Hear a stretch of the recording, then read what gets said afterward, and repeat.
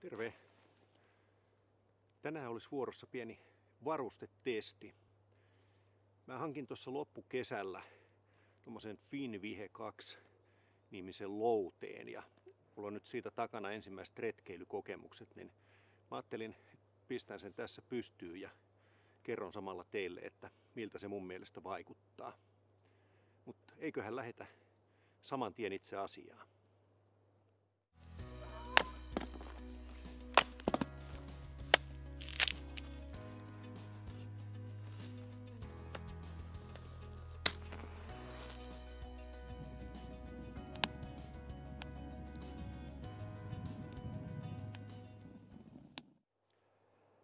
Tämä louve toimitetaan tämmöisessä ihan siistis pussissa.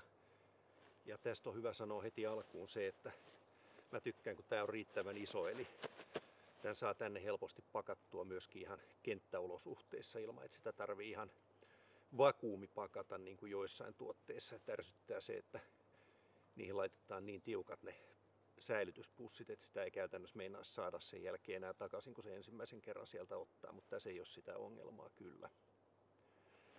Tähän toimitukseen ei kuulu mitään naruja, ei kiiloja eikä mitään muuta tämmöisiä lisäkilkkeitä, eli ne on sitten kaikki hommattava itse oman maun mukaan, jos semmosia tarvii, tai tarvii tietysti väkisinkin ainakin ne narut. Mä otin itse mulla kotona ollutta ohutta narua ja sitten teltasta lainasin noita kiiloja.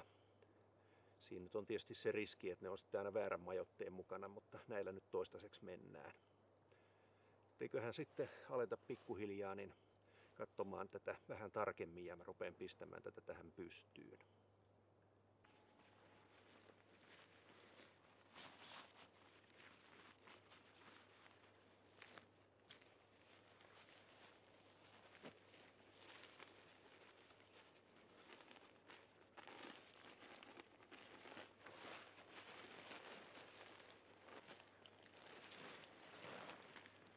Eli täältä tää rupeaa näyttää, kun tämän paketin pikkuhiljaa tässä purkaa. Täältä keulilta johonkin ylös kiinni ja sitten vaan levittämään. Mä laitan tän nyt tähän mäntyyn. Tää nyt ei ole paikkana mikään erityisen hyvä, mutta kun en mä tässä meinaa yöpyä, niin ei se nyt niin haittaa.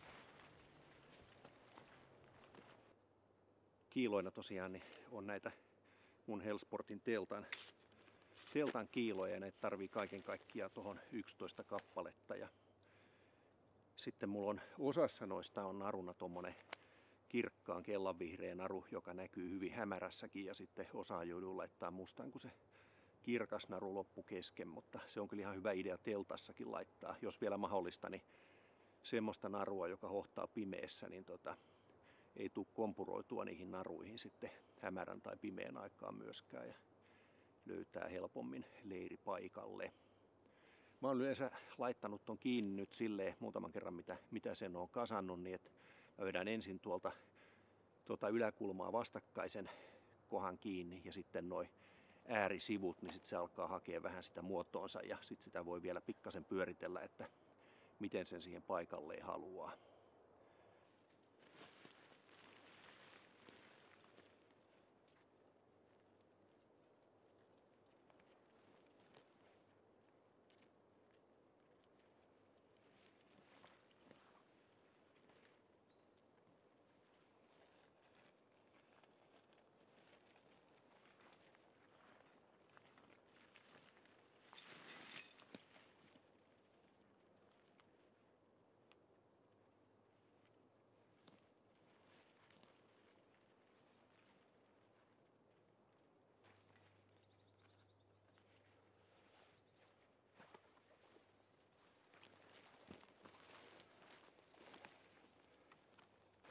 Kovalla tuulella, niin mä oon vetänyt vielä pari lisäkiinnitystä ennen seuraavaa vaihetta, mutta nyt täällä käy niin vieno viri, että voidaan ihan hyvin jatkaa seuraavaan suoraan tästä, että se on nyt niin kuin hakenut tuossa sen paikkansa. Toi on nyt tähän tarkoitukseen ihan riittävän hyvin tuossa aseteltu, niin jatketaanpa seuraavaa, jossa sitten tulee vähän niin kuin tämän louteen erikoisuus ehkä parhaiten esille. Tämän Finvihe 2 erikoisuus on tosiaan se, että tässä on tällainen 40 senttiä korkea lisälieve tai seinämä täällä takana, jolla tätä saa vielä sitten korotettua, että tänne tulee paremmin tilaa. Eli tämä on oikeastaan se syy, minkä takia mä päädyin justiin tähän nimenomaiseen malliin, enkä esimerkiksi siihen tämän pienempään versioon tai jonkun muun merkkiseen louteeseen. Tämä on kyllä ihan hyvä, koska mä oon aika pitkä enkä enää mikään maailman notkeinkaan, niin lisätilalle on sinänsä kyllä tarvetta, ja se oli yksi pointti tämän koko louehankinnan osalta, että tulisi semmonen avarampi majoite, jossa pystyisi vähän helpommin touhuamaan kuin tuon riipparin kanssa tai teltassa.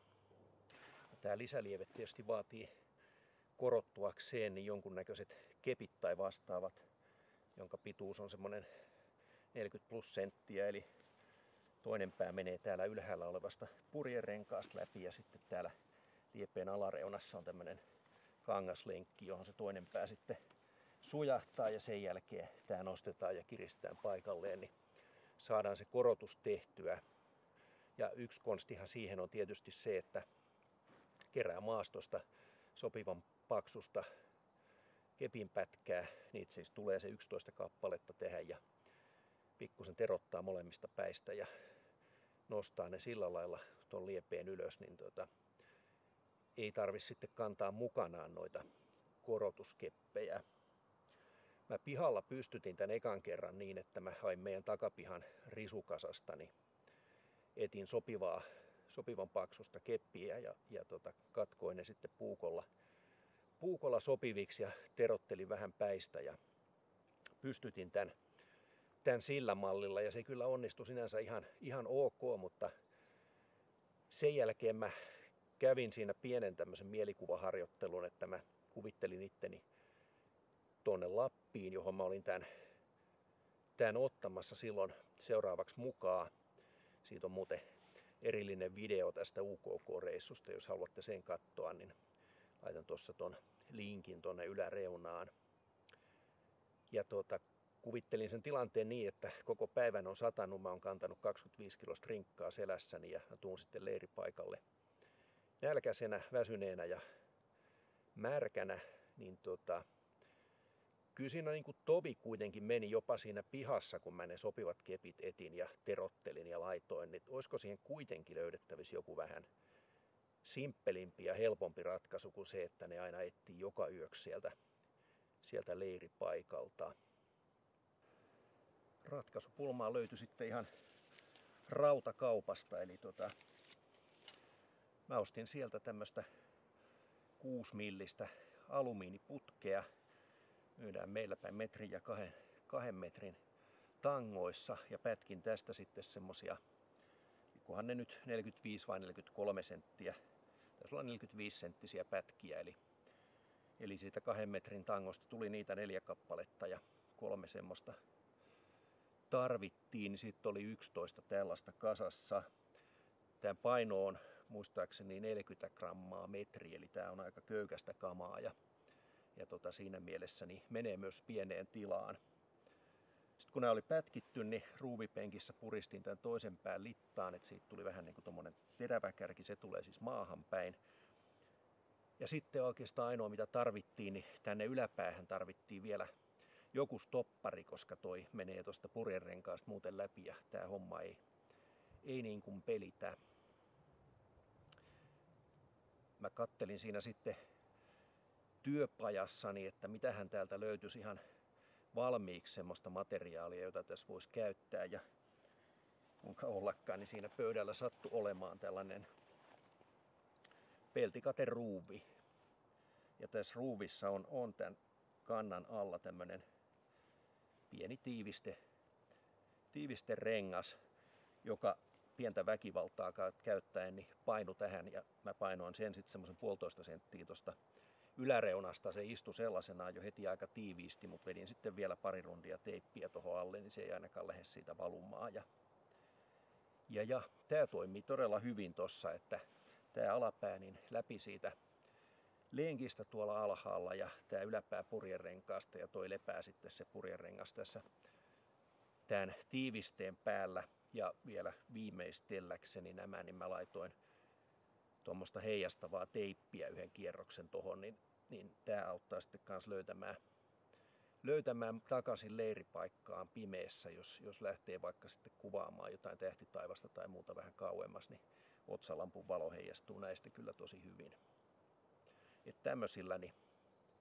tämmöisillä mä sitten lähdin sitä hommaa hoitaan. Testipystytin pihalla ja nyt voi sanoa sen Lapin-reissun kokemuksen pohjalta, että nämä toimi tosi hyvin. Tuleehan näistä nyt 11 kappaleista tietysti jonkun verran lisäpainoa, mutta mä oon kyllä sitä mieltä, että se on ehdottomasti sen väärti se helppous, mikä näillä sitten saavutetaan.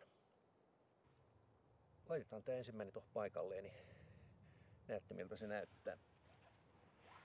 Eli alareuna tuolta lenkistä läpi, yläosa purjerenkaasta, sitten painetaan pikkusen maahan ja vähän kiristellään semmoisen puolitiukkaan kireyteen ja se on siinä.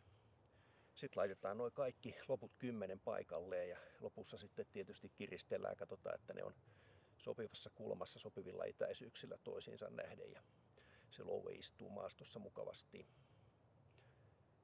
Mun mielestä tämä on tosi hyvä, toimiva, helppo ratkaisu. Ei maksa paljon mitään noiden hankkiminen. Nyt muistakaan tarkalleen paljonko toi. Muutaman euron maksoi se parin metrin pätkä alumiiniputkea ja noin nyt ei paljon maksa nuo kateruuvit. Mulla niistä osa olikin ja sitten loput hain vielä pienen pussin rautakaupasta lisää. Mä laitan nuo loput 10 kiinni ja katsotaan sitten miltä tää näyttää pystytettynä.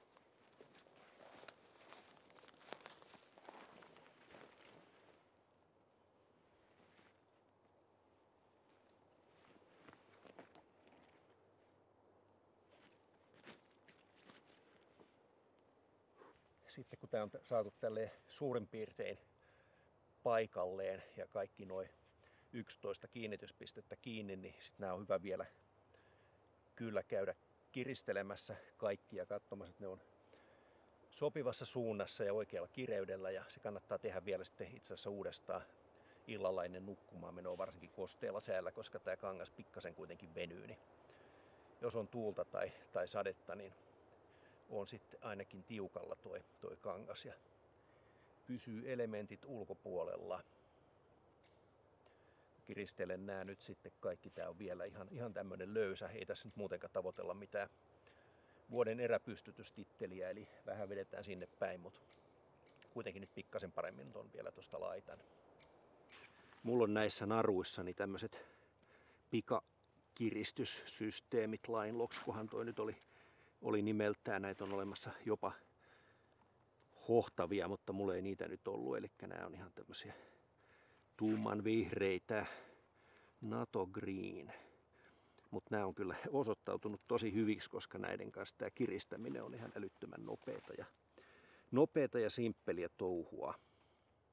Täällä on sitten vielä tämmönen ehkä 10 senttiä oleva lieve, jota mä ainakin laitoin ihan vaan kiviä, varusteita ja maastosta löytyneitä kepinpätkiä tähän sitten tänne sisäpuolelle, niin ei tule tuuli tuolta alta. Toi nyt saisi olla ehkä vähän isompikin, mutta kyllä tonkin kanssa ihan pärjäili. katsotaan sitten huoneisto vielä sisäpuolelta. Eli tämä sisäpuolihan on tuolla lailla ikään kuin hopeoitu, että jos tässä avotulta perinteiseen tyyliin pitää, niin se vielä vähän heijastaisi sitä lämpöä tuonne nukkujaan mukavalla tavalla. Tuosta nyt näkee hyvin, että tuo varvikko nostaa tuon liepeen joka paikassa ylös, eli se todella pitäisi sitten painaa tuonne maahan, tai muuten tuolta kyllä tuuli ikävästi puhaltelee nukkuessa. Tän ehkä simppeleimmän peruspystytyksen puuta vasten, niin lisäksi täällä on vaihtoehtoisia kiinnityspisteitä, eli täällä ylhäällä on molemmilla puolilla niin purjerenkaat, joihin voisi esimerkiksi laittaa salot joko ristiin tai sitten sivuttain, silloin tähän ei tulisi tähän näkymiä peittämään mitään. Sitten täällä alempana on vielä vastaava juttu, tänne saattaisi yltää jo kävely- tai vaellussauvatkin, tai sitten kepit, sit voi taittaa tän tästä ikään kuin alaviistoon vähän paremmin suojaamaan, jos on vaikka tuulisempi, sateisempi sää. Ja sitten täältä löytyy vielä alempaa, niin tällaiset kangaslenkit. Näitä mäkin tai toista näistä itse asiassa käytin tuolla Lapissa. Mä laitoin tuon vaellussauvan tähän väärinpäin, niin se nosti tätä mun puolta, missä mulla oli pääpuolta siis, niin vähän vielä ylemmäs ja kiristi samalla tätä kangasta. Mä vedin siitä vielä yhden lisänarun tonne puuhun kiinni, niin se auttoi vielä mukavasti tuomaan entistä enemmän lisätilaa tähän. Kaiken kaikkiaan niin ensimmäisten kokemusten perusteella voi sanoa, että mä oon tähän Low TC kyllä hyvin tyytyväinen, ja se täyttää justiin sen kolosen majoitusvälineissä, mikä sille oli ajateltukin. Ei täällä nyt mitään tanssia sen järjestetä, mutta tilaa on kuitenkin meikäläisenkin kokoisella ihan mukavasti siinä, missä nyt ylipäänsä erämajoitteessa oikeastaan olla voi. Mutta tämä toimitusprosessi oli kyllä suoraan sanoen aivan ala-arvoinen. Nämähän valmistetaan aina tilauksesta, eli minkäännäköistä varastoa ei ole, ja siitä tietysti seuraa se, että toimitusajat on jonkun mittaisia, ja se luki kyllä yrityksen sivuilla ihan selkeästi, että valmistetaan tilauksesta, ei ole varastoja. Mä tilasin tämän viime vuoden marraskuun, ehkä puolivälin loppupuolen nurkilla, ja ajattelin, että varmaan kevätretkille tästä voisi sitten välineen saada, eli ei ollut mitään erityistä kiirettä tai hoppua. Mä kyselin tammikuun lopulla ensimmäisen kerran, että mikähän mahtaa olla, onko mitään ennustetta siitä, koska tämä voisi tulla, ja silloin vastaus tuli, että kestää vielä useita viikkoja, kenties kauemminkin. Seuraavan kerran mä sitten maaliskuun jossakin vaiheessa puolivälin korvilla ehkä laitoin taas viestiä, että missähän nyt mennään, että se on nyt mennyt jonkun verran viikkoja jo.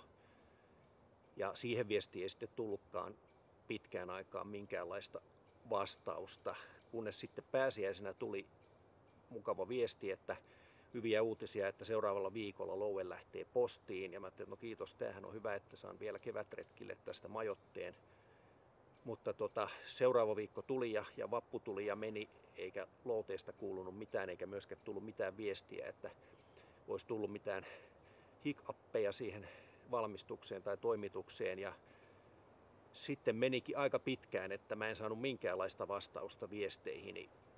Puhelinnumeroa yritykseen siellä sivuilla ei ollut, enkä löytänyt sitä myöskään YTJ:n enkä minkään puhelinluettelojärjestelmien kautta. Eli ainoa mahdollisuus ottaa yhteyttä oli tosiaan sähköposti tai sitten sivuilla ollut lomake, ja niistä molempia kautta mä laitoin viestiä ja mitään vastausta ei tullut. Kunnes sitten kesällä tuli pahoitteluviesti, että joo, tämä on mennyt kyllä todella huonosti tämä homma, mutta jos vielä jaksan odotella, niin yritetään saada sitä toimitukseen. Ja vastoin vaimoni suosituksia, niin mä ajattelin, että no odotellaan nyt vielä, että kyllä mä tämän nyt tietysti haluaisin saada itselleni. Ja sitten heinäkuun alkupuolella tulikin viesti, että nyt se lähtee tämän viikon aikana, että nyt saadaan se postiin. Mutta yllätys, yllätys, eipä lähtenyt eikä kuulunut taaskaan mitään. Ja heinäkuu meni ja sitten elokuun alussa mä ajattelin, että nyt tää kyllä saa vaan valitettavasti riittää, että en mä jää tätä enempää odottelemaan. Mä laitoin sinne viestin, että ilmoittakaa miten toimitaan, että mä saan rahani takaisin, että unohdetaan koko juttu. Ja sitten siinä taisi olla seuraavalla viikolla, niin tuli kuitenkin viesti, että ymmärretään hyvin, että voidaan palauttaa, mutta nyt se on tuossa ompelukoneessa. Ja jostakin kumman syystä mä vieläkin nyt sitten annoin armon aikaa sen viikon. Ja justiin kun olin seuraavan viikon alussa sitten laittamassa viestiä, että ei se nyt tainnut vieläkään valmistua, niin sitten tulikin yllättäen postista tieto, että teille on tullut paketti, ja menin sen sitten hakemaan. Ja siellähän tämä louhe sitten odotteli, eli noin 9 kuukautta siinä meni, mutta ihan hyvä tuote sieltä nyt loppujen lopuksi tuli. Ei mulla ehkä niinkään se aika sinänsä pelkästään tässä ärsytä, vaan tämä epämääräinen ja huono viestintä, joka tähän prosessiin liittyy. Että sanoisin näin, että kannattaa nyt ainakin varautua, että mihinkään kiireelliseen reissutarpeeseen tällaista ei sitten kannata lähteä tilailemaan, mutta jos on lehmän hermot, niin tästä kyllä varmaan saa itselleen erittäin hyvän majoitteen. Mitään tietoa mulla ei tietenkään tämän kestävyydestä nyt vielä ole, mutta niin sen verran mitä mä pystyn arvioimaan, niin kyllä valmistus vaikuttaa ihan laadukkaalta, että ei sen puoleen mitään valittamista tässä itse tuotteessa. Mä sain sitten kyllä siinä paketissa mukana niin tästä viivästyksestä hyvitykseksi tämmöisen tarppimaavaatteen.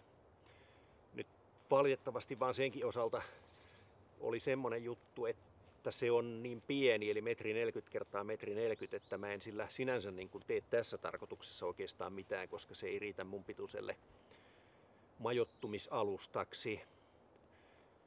Vaikka sen laittaisi kulmittainkin, niin se on sitten jotain vasta, no mitä se nyt on, 2 metriä. No te tiedätte Pythagoran lauseen, niin laskekaa itse, jos tarkat mitat kiinnostaa. Mutta mä tilasin nyt kuitenkin sitten tämmöisen DD-hämmöksin Magic Carpet XL, joka on 225 kertaa 1,40 vai 1,60 m.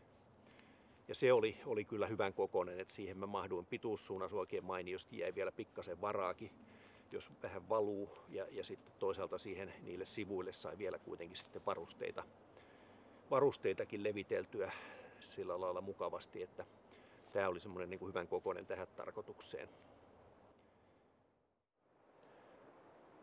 Mun se täytyy sanoa, että kyllä tämä sillä lailla semmoinen majoittumismuoto on, että tässä todella tuntee olevansa osa luontoa, ja luonto on niin kuin siinä aivan iholla. Et vielä eri lailla kuin esimerkiksi riipparissa, mistä mä kyllä myöskin todella paljon tykkään. Mä luulen, että mä hörpin tässä nyt kahvit enää loppuun palkinnoksi itselleni. Ja toivottavasti tästä sait hyödyllistä infoa ja tykkäsit katsella mukana. Kiitos kun seurasit, ja toivottavasti nähdään taas uusien luontohetkien parissa. Ei muuta kuin morjens!